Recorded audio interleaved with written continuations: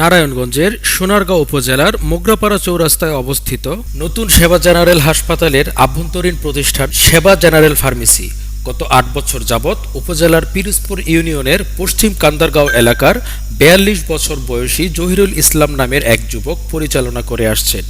এরই মাঝে গত ২১শে ফেব্রুয়ারি মঙ্গলবার দিবাগত রাতে প্রতিদিনের ন্যায় জহিরুল ইসলাম রাতের শিফটে দায়িত্ব পালনের উদ্দেশ্যে হাসপাতালে প্রবেশ করেন।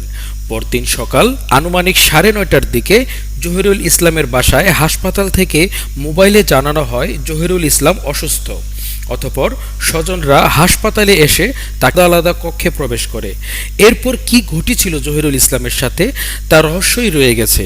ঘটনার পর মৃত জহিরুল ইসলামের স্বজনরা হাসপাতাল নিজেদের কন্ট্রোলে নিয়ে নেয়। একে একে ডক্টর, নার্স ও সকল স্টাফদের আলাদা আলাদা কক্ষে আটকে রাখে। স্বজনদের দাবি জহিরুল ইসলামকে সুপরিকল্পিতভাবে হত্যা করা হয়। অতঃপর এই হত্যাকাণ্ডকে স্ট্রোকের মৃত্যু বলে চালানোর চেষ্টা করা হচ্ছে। স্বজনরা আরও জানান, কোনো কারণ ছাড়াই বা কেন আচমকা হাসপাতালের প্রতিটি কেবিন ও ওয়ার্ড খালি থাকবে, এ রহস্য তাদের অজানা। এই সকল রহস্যের জট খুলতে পুলিশ ও সিআইডি একত্রে কাজ করছে। তাছাড়া পুলিশ এসে বিগত কয়েকদিনের সিসিটিভি ফুটেজও সংগ্রহ করেন।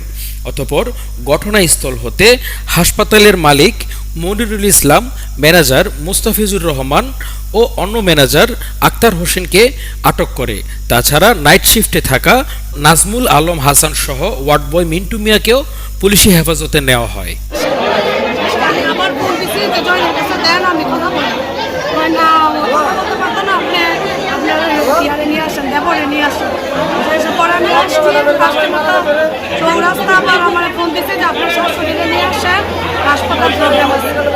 আমি দৌড়ে আসছি, সিঁড়িতে উঠি জয় পাই না,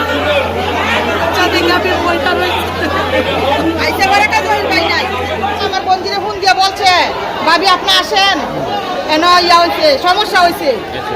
ফোন দিছে পিরোজপুরের কামাল স্টাফ, এখানকার স্টাফ। হ্যাঁ, স্টাফের ফোন দিয়ে আমার বন্ধু কইছে, হ্যাঁ 10টার সময়, সকাল 10টায়। হ্যাঁ হ্যাঁ, তো হ্যাঁ আমার বন্ধু বলছে, আবার কইছে বলে তো আপনি যেন কথা বলেন জহিরুলের কাছে দেন, ভাইয়ে কথা বলতে পারতো না। কেন কি হয়েছে? আসলে আপনি আসেন, আইসা দেখতে পারবেন। মানে আইসা মতন উনি মারা গেছে স্ট্রোক কইয়া। মানে স্ট্রোক করে মারা গেলে হাত পা বন্ধ কেন? এই তো কথা। আমি জহিরের খালা, এইটারও খালা, আমার বন্ধু এরিয়া, আমার বড় বোনের মেয়ে আর খালা তো বোনের ছেলে। জহিরের স্ত্রী। হ্যাঁ, আপনার সাথে কি কোনো কথা হইতে সর্বশেষ রাতে যখন ডিউটিতে আসছে? রাতে খাওয়া দাওয়া করে আসছে। রাত কয়টার সময় আসছিল?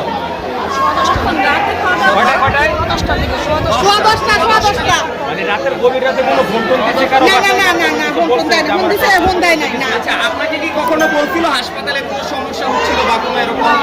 কখনো বলে নাই? হাসপাতাল কর্তৃপক্ষ বা এখানে যারা আছে তাদের সাথে কোনো ঝামেলা হচ্ছে কিছু বলতে? আচ্ছা, আর ওনার কি শারীরিক কোনো স্ট্রোক না, উনি সুস্থ। উনি সুস্থ।